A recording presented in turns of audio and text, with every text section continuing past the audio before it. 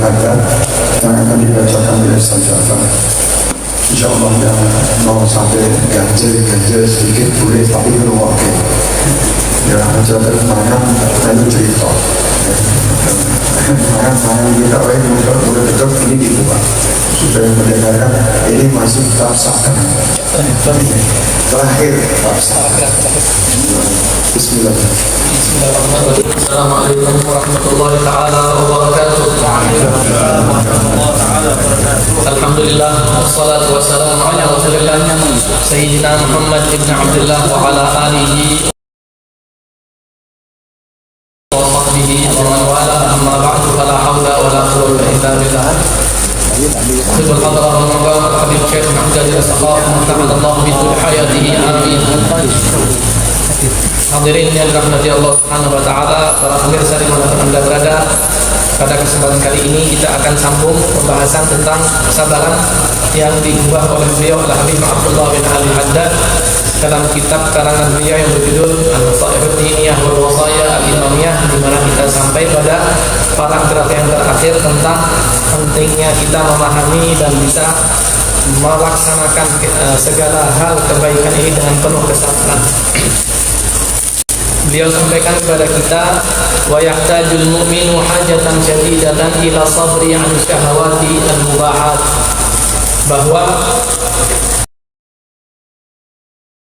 kita umat beriman, umat Nabi Muhammad sallallahu alaihi wasallam sangat memerlukan kepada kesabaran mengenai keadaan-keadaan, perbuatan-perbuatan yang sebenarnya dalam agama diperbolehkan, tidak diharamkan. Al-mubahat sifatnya boleh, ya, tapi asyahawat, ya, perbuatan-perbuatan boleh itu adalah perbuatan yang memang mendekati, sangat-sangat terlalu dekat dengan batas di mana kita harus stop di situ, kita harus berhenti. Banyak sekali contohnya. Misalnya seperti yang dicontohkan baginda Nabi besar Muhammad sallallahu alaihi wasallam, karena satu ketika beliau menemukan sebuah kurma tamar, ya, ditemukan di jalan dan kebetulan memang dekat dengan lingkungan rumah Nabi Muhammad sallallahu alaihi wasallam, tidak jauh, ya, berdekatan dengan halaman rumah, barangkali begitu. Ditemukan oleh Rasulullah, ketika akan diambil dan dimakan, Rasulullah tidak melakukan itu, tidak memakan, ya. Artinya Rasulullah ingin tahu ini kira-kira asalnya dari mana kurma ini. Beliau ingin benar-benar paham dan tahu betul bahwa ini benar barang yang halal, asalnya dari mana juga halal.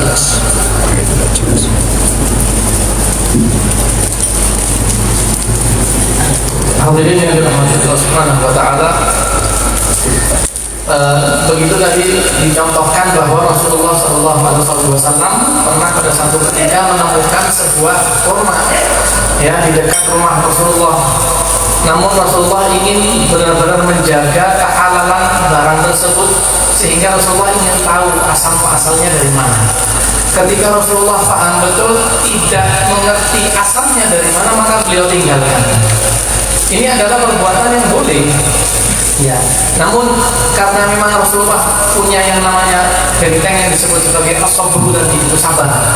Oh iya, ini kalau saya makan kan otomatis lapar menjadi kenyang, yang kepingin tahu rasanya menjadi lapar, kan? Enggak, saya tinggalkan, ya. Ini contohnya. Kemudian contoh yang lain barangkali yang hari ini sering ditemui, saya tidak menyebut jenis makanan, tapi barangkali ada makanan yang dijual bisa jadi bercampur, bisa menjadi memang satu kios atau satu tempat antara yang halal dan yang haram. Oh, saat ini wajannya di yang halal ini, wajan yang haram tidak, ya. Namun kita sebagai kalau di umat Rasulullah SAW yang diajarkan untuk hati-hati, diajarkan untuk kita ini menghindar dari yang namanya ruang syubhat, apalagi yang haram, maka hal-hal yang sifatnya boleh itu seharusnya ditinggalkan. Ya, dengan apa? Yaitu dengan sabar. Manusia itu tidak perlu kita menipu diri sendiri. Kita adalah manusia yang bukan malaikat. Kita ini ada nafsu. kok kepingin, kok ini rasanya enak, tapi kalau memang tidak jelas ya harus ditinggalkan. Ya. Kita perlu sedikit mengenal istilah hasanatul abrar, sayyiatul muqarrabin. Kita ini harus berusaha untuk meningkatkan derajat kita, ya, menjadi orang yang derajatnya terus meningkat, ya.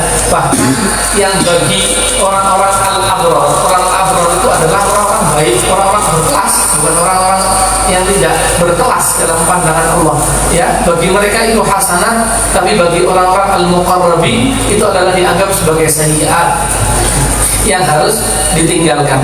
Begitu pula yang diajarkan sekali lagi oleh beliau Al-Habib Abdullah bin Al-Haddad, bahwa seorang mukmin perlu yang namanya sabar untuk bisa menghindarkan diri dari hal-hal yang mungkin diperbolehkan, tapi insya Allah hal itu kalau dia tinggalkan akan menyelamatkan agamanya. Beliau katakan allati takunu raghatun nasi fiha maqsuratan 'ala taladdud. Karena beliau tahu betul bahwa semua itu muaranya adalah dari nafsu, dari syahwat, yang memang syahwat itu memang terbatas pada hal-hal yang sifatnya maunya yang menyenangkan, maunya yang enak, ya itu. Nggak ngurus itu halal, syubhat, atau apalagi haram, yang penting nikmat, enak. Nah, maka dari itu beliau mengatakan allati takunu raghatun nafsi fiha maqsuratan 'ala taladduhi wa tamattu'i di dunya al-mujarrad, ya, yang sifatnya duniawi saja, sifatnya yang pokoknya yang bisa dinikmati, terserah mau dari mana, mau benar atau salah, mau halal atau haram, tidak nafsu tidak mampu memandang itu. Kemudian beliau katakan fa innal inhimaka fi dzalika wal istirsala ma'ahu yajurru ila syubhati wal muharramat. Nah, rata-rata kalau orang itu terlalu dekat dengan batas, lama-lama nanti menginjak batas. Lama-lama dia akan sampai pada batas yang dia tidak diperbolehkan, nah akhirnya melanggar. Kenapa? Karena terlalu dekat, ya. Secara bahasa Arab itu ada yang namanya ada wazan-wazan tertentu yang sifatnya mutawa'ah. Itu kalau orang anak santri itu tahu, ya. Ada hukum sebab akibat, ya. Kamu terlalu dekat oleh batas, akhirnya kamu sekarang menginjak batas yang kamu harus stop sebelumnya, ya. Inhimak itu semua karena apa? Karena ajakan nafsu. Fi dzalika wal istirsali ma'ahu, ya, sifatnya los, enggak ada remnya. Ya, contohnya orang lagi bicara. Orang kalau lagi bicara itu enggak berhenti, enak terus ngomong. Apa kata Rasulullah? Man katsura kalamuhu katsura khata'uhu. Ya, orang lagi bicara, boleh enggak ngomong? Boleh. Siapa yang enggak boleh? Tapi kalau sudah ngomong, lama-lama dia masuk ghibah, enggak sadar. Loh, tahu-tahu ngerasani orang. Tahu bicarakan keburukan orang, akhirnya rusak. Tadi kan cuma boleh, tadi kan cuma dekat sama batas. Nah, akhirnya apa? Melanggar batas yang sudah digariskan oleh syariah. Wa yuksir fi dzalika wal istirsal ma'ahu yajurru ila syubuhati wal muharramati wa yuksiru raghbata fid dunya wa yuhayyidul hirsa 'alaiha. Itulah sifatnya nafsu, dia akan terus, ya, semakin dia diperbolehkan akan terus menggiring orangnya untuk terus kepada dunia dan tamak terhadap urusan hal yang bersifat duniawi. Wa yahmilu 'ala al-ithari lid-dunya wa al-unsiha. Nah, pada batas tertentu manusia itu akan benar-benar mengutamakan kepentingan dunia dan dia akan melupakan akhiratnya. Dia lupa bahwa ada hari hisab. Dia lupa bahwa nanti manusia itu akan ada timbangan amal, akan ditimbang amal perbuatannya, mana yang baik, mana yang buruk. Lupa semua dengan itu. Kenapa? Karena dia terlalu asyik sama urusan dunia. Sudah sudah terlalu nyaman sama urusan hal-hal yang sifatnya duniawi sampai melalaikan dirinya dari akhirat.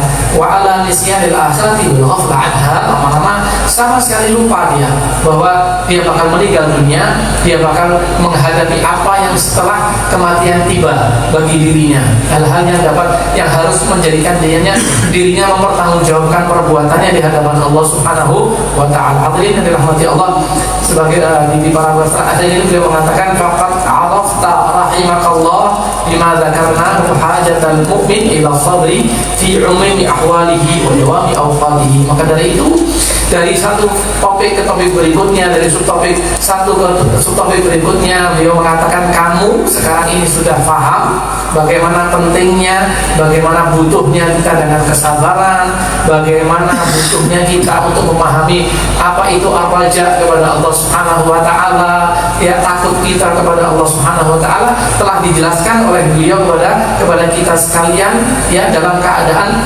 kehidupan kita sehari-hari. Fa'alaika bihi, maka dari itu wajib bagi kamu untuk melazimi, untuk mempelajari, untuk memahami dengan benar bagaimana kesabaran, bagaimana ar-raja kepada Allah Subhanahu wa taala, dan kebaikan-kebaikan yang lain yang telah dijelaskan oleh beliau. Tafuz bikulli khairin, pasti kalau kamu melakukan itu semua, kamu akan mendapatkan keberuntungan yang luar biasa, kamu akan mendapatkan kebaikan yang dahsyat, kamu akan mendapatkan apa yang telah dibagi oleh Allah Subhanahu wa taala, kemuliaan, keutamaan akan kamu dapatkan di dunia dan di akhirat. Wa tarfat bikulli sa'adah, dan kamu akan mendapatkan semua keberuntungan hidup, ya, yang akan kamu dapatkan di dunia dan di akhirat. Yang penting al-lazim, pelajari, paling tidak awali semua kebaikan, diawali, insya Allah kita akan terbiasa dengan semua kebaikan yang ada. Barangkali yang sedikit ini mudah-mudahan memberikan